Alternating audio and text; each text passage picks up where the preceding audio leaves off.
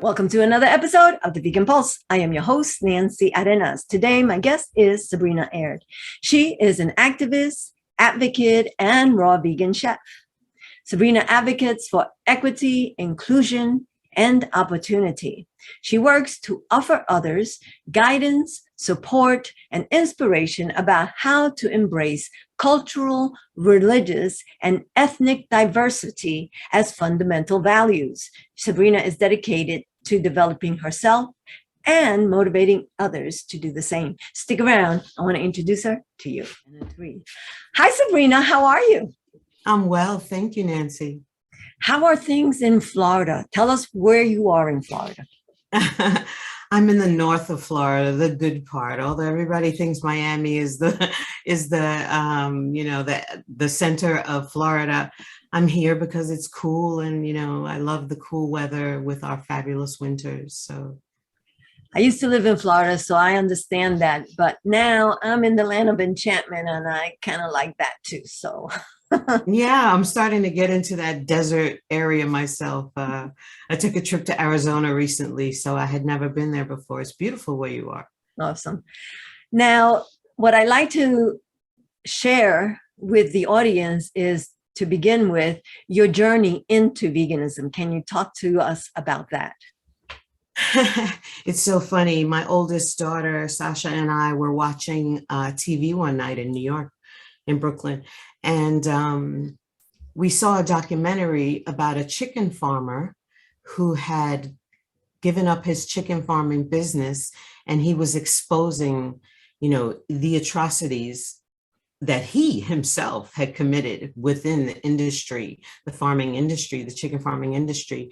And, although the whole documentary was unbelievable, the part that stuck with us and turned us into vegetarians at the time was the dead chickens he would throw into the swimming pools. They were literally drained swimming pools on his property, and he would breed maggots to feed the live chickens with. So, he was feeding the chickens, the dead chickens, and the maggots that grew, and you should have seen the protective gear that they were wearing. And they had these big sticks. They were stirring the swimming pool to kind of like make this disaster soup. I was done after that. I couldn't even. Yeah, it was it for me. That was a life-changing moment. And ever since then, my children and I we're vegetarian. I can't proclaim total veganism, my whole last 25 years, but. Wow. What? I can't even think. I couldn't watch that. I probably would have upchucked somewhere. Oh, it was disgusting. And, there's so much that we don't see in the meat industry. And we know that people will do anything for money, and, that's what drives. It's disgusting. It is. It's terrible to know that what drives people is money. To the extent where you forego people's health, and you forego being kind and compassionate, and you become unethical, truly. Absolutely. For the mighty dollar.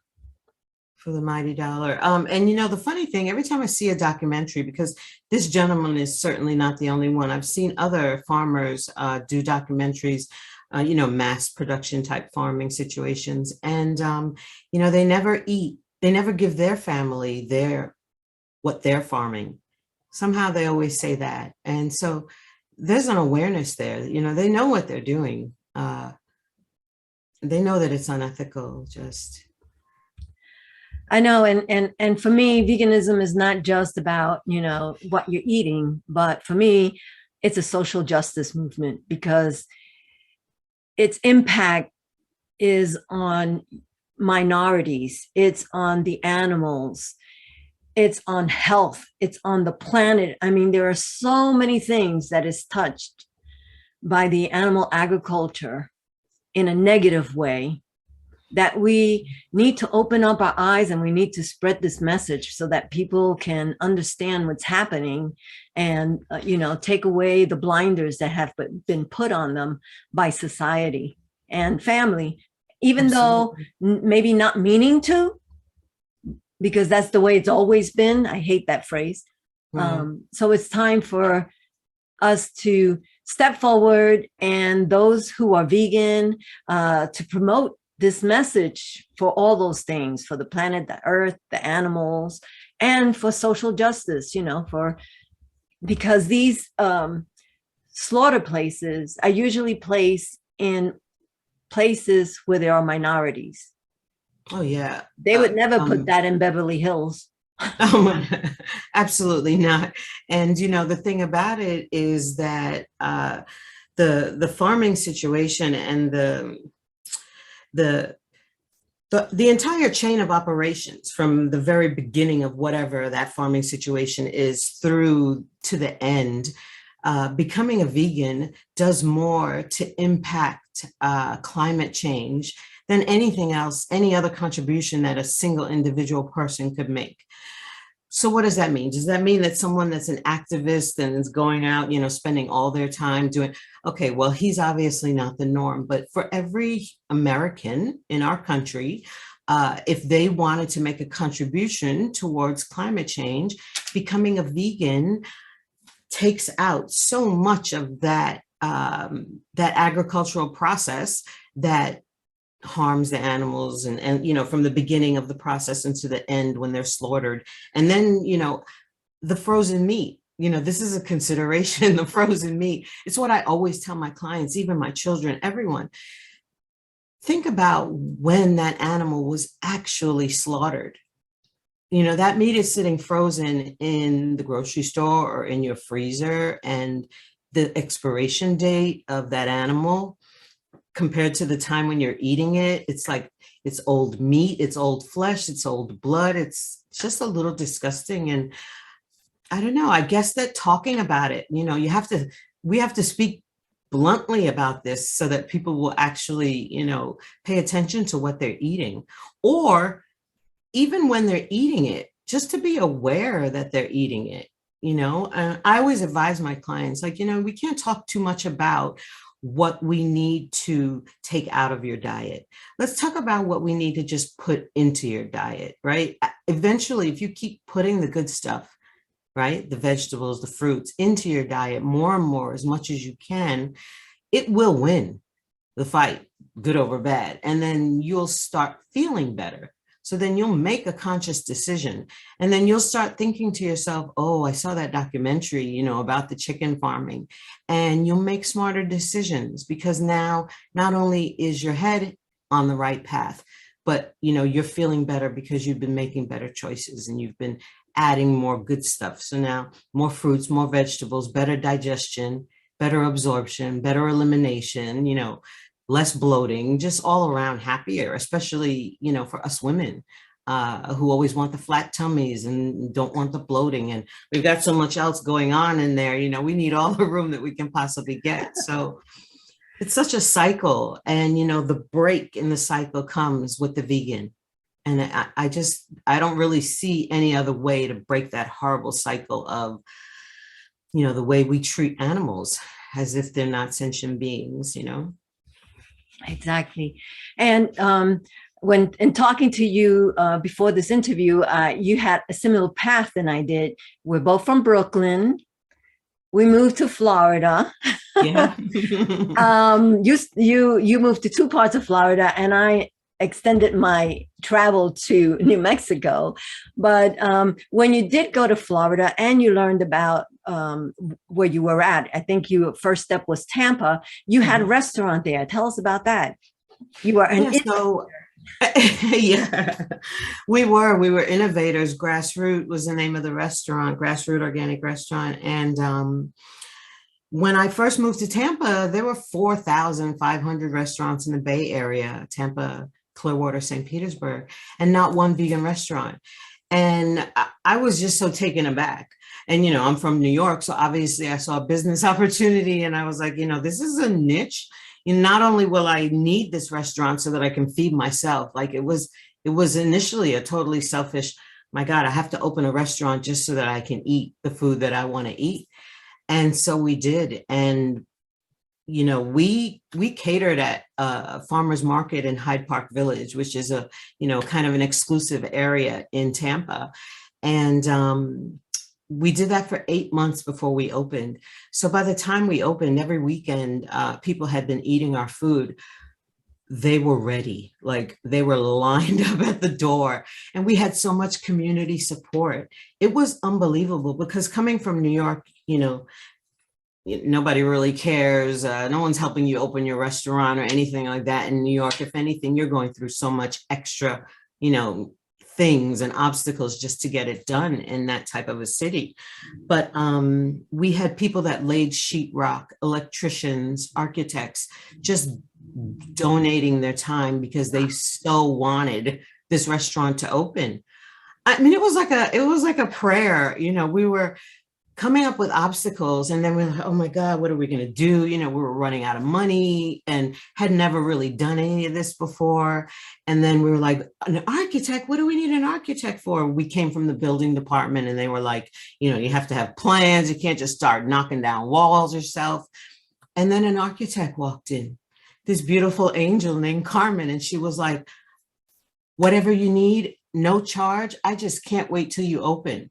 And these beautiful relationships, we still have until today. So my restaurants were so much more than just a restaurant. They were, it was a community hub. People got together, we sold things, we had movie night, it grew into this cultural place. Obviously, I'm from New York, like I'm exuding culture, as you can see just from my This was the norm in New York, but here in Tampa, it was, these people had never experienced something like this. So we had a lot of fun, and it was wonderful. Sounds like it was a gift, not only a gift to you, but a gift to the community.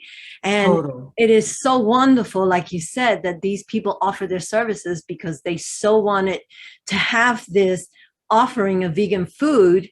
Yes. And they were helping you. So I mean, and I love that about that. When people come together without worrying about, okay, I'll do this for you, but it's going to cost you, instead, because this is a good reason. This is, vegan restaurant and promoting vegan food. It's an absolute gift to the world, because it'll change your health. It'll oh my gosh. save our planet. So it is just so wonderful when people are so caring that they help others succeed. It's not just about themselves, but they help others. So that's awesome. I have never experienced anything like that before in my life. It was very impactful. And, I've been so blessed, doTERRA is a large part of my life. My restaurants have been a large part of my life, but as a health coach now, especially when I deal with cancer patients, I don't charge for my services and that type of support in very,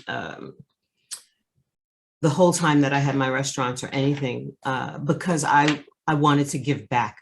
We were so blessed during those years that I couldn't see myself speaking to someone that was dealing with such a serious life-threatening illness, and coaching them nutritionally, and at the same time, charging what some people charge to coach and to support, someone in a sickness that's dealing with, their body not in a well state. So Sabrina, tell me now about what you're doing now. You're a health coach, you help people. Yes, I've been a health coach, primarily for the last 6 years, but, I've been doing it for the last 17 years. It seems as though my focus has become cancer, chemopreventative and chemotherapeutic healing modalities. Food obviously is my number one go-to when I'm dealing with, recovery, usually my clients don't come to me until they're actually finished with their chemotherapy treatments or in the middle of the chemotherapy treatments. It's one area of my practice that I wish I could, and I'm trying right now to focus on getting people to seek that alternative health prior to the chemo. I wish that I could fortify people prior to getting the chemotherapy. But it's usually when they're feeling really bad that they seek something outside of the traditional Western, medicine model that they're so heavily engulfed in, with a chemotherapy treatment plan and the radiation. So yeah, I'm not actively seeking cancer clients, but it's so predominant in our society right now that it is the majority of what I have been dealing with for the last several years. So yeah, that's what I do. But you coach others, not just. I do. I absolutely coach. I business coach people on my team. I have a very large organization within doTERRA. And so I coach ladies that are on my team, women that are not on my team, as far as business and being an entrepreneur. I've been one for the last 20 years. And just best practices, lifestyle changes. Currently, I'm in Chopra Ayurvedic practitioner school. So Ayurveda is a large part of my life as well. And so, there's no way to separate it from me. And my coaching is always, I can't recommend anything that I don't experience myself. Even as a chef with my restaurants, plenty of people sent me different products, vegan products over the years to support. And, some of them I have, but if I try something and it really, really works, it's my natural desire, to network and share that with other people. So Ayurveda is in there in a big way. Food is my first go-to. Ayurveda is my second. As an Ayurvedic practitioner, probably Ayurveda should be my first go-to, but just my foundation is being a vegan chef. And so it's always my number one healing modality. And if somebody wanted to get in touch with you, to employ your services, how would they do that? Sure. My website is grassroot.life, grassroot.life. And my contact information is on there on my website. You can find anything. I'm also at Aromatherapy on Instagram. And so anyone can find me there also. Great. And I will share all that information with our viewers as well. So thank you, Sabrina, so much for taking time to talk to us today and sharing about your life experience and what you do. Thank you, Nancy. And thank you for what you do. It's huge, and we need about thousands more just like you so that, the message can get out. And I really feel like it's the best thing anyone can do to save the planet. So one love. I appreciate you. Thank you. Thank you for joining us on another episode of The Vegan Pulse. I am your host, Nancy Arenas. Remember to check out our website, follow us on Facebook, like us too, and subscribe to our YouTube channel. If you have a pulse, you have a purpose. Live vegan.